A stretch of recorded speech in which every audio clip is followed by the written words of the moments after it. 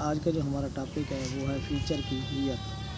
چلتے ہیں اپنے ٹاپک کی طرف سے پہلے آپ سے ریکویسٹ ہے کہ آپ میرے چینل کو سبسکرائب، لائک اور شیئر کریں۔ فیچر عموماً سادہ اور سلیس زبان میں تحریر کیے جاتے ہیں، لیکن اس میں تخلیقی مشاہدہ کرنا بھی ہوتا ہے۔ کسی بھی موضوع پر لکھے گئے فیچر میں معلومات کے ساتھ ہر پہلو کا پس منظر اور پیش منظر بیان کیا جاتا ہے۔ اس کے علاوہ تجزیہ اور تاثرات بھی دیے جاتے ہیں۔ مختلف اقسام کے فیچر کی طوالت مختلف ہوتی ہے۔ فیچر نگار موضوع کی مناسبت کے لحاظ سے اس کی طوالت کا حساب رکھتا ہے۔ وہ فیچر لکھنے کے لیے کوئی خاص ہیت مخصوص نہیں ہے، لیکن موضوع اور فیچر نگار کے خیالات اور نظریات کے مطابق ہیت بدلتی رہتی ہے۔ جس طرح خبر بناتے وقت اس کے بنیادی نکات کا خیال رکھا جاتا ہے، اس طرح فیچر نگاری بھی 3 اہم چیزوں کو مرکزی حیثیت حاصل ہے: ابتدائیہ، تفصیل یا وضاحت، حاصل تحریر یا اختتامیہ۔ ابتدائیہ فیچر کا ابتدائیہ دلچسپ طرز تحریر سے شروع کیا جاتا ہے۔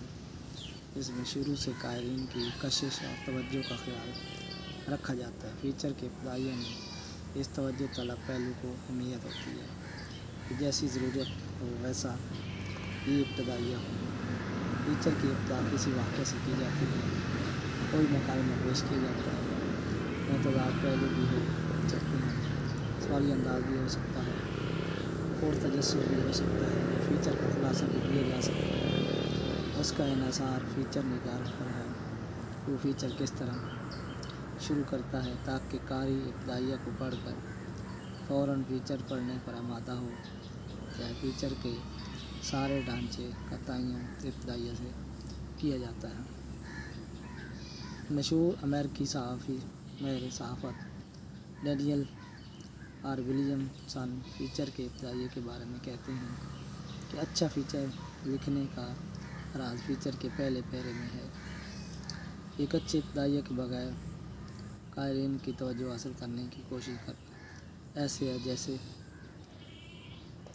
ہک پر گوشت لگائے بغیر اس کے ذریعے مچھلی پکڑنے کی کوشش کرنا۔ ہر لکھنے والا اچھا ابتدائیہ کی اہمیت سے خوب واقفیت رکھتا ہے۔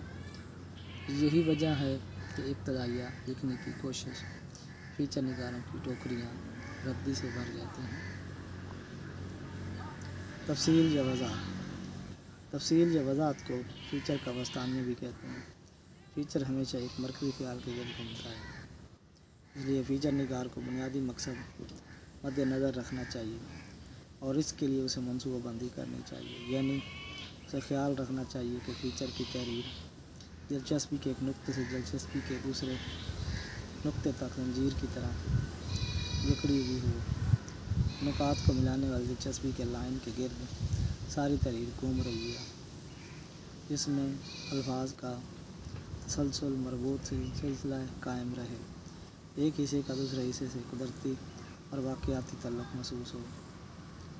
جس موضوع پر فیچر لکھا گیا ہو اس کی تفصیلات اور اعداد و شمار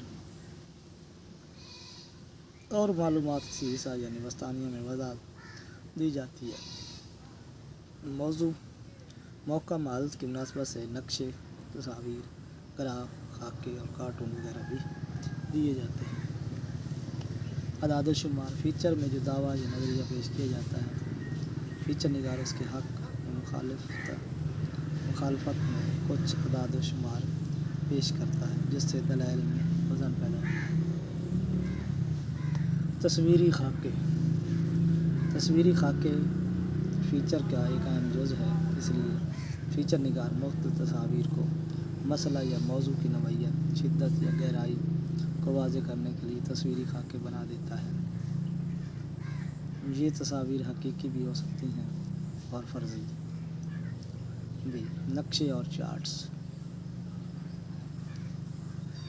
بعض اوقات فیچر نگار اہم باتوں کی وضاحت کے لیے مختلف نقشے اور چارٹس فراہم کرتا ہے تاکہ فیچر نگار آسانی سے اپنی بات سمجھا سکے۔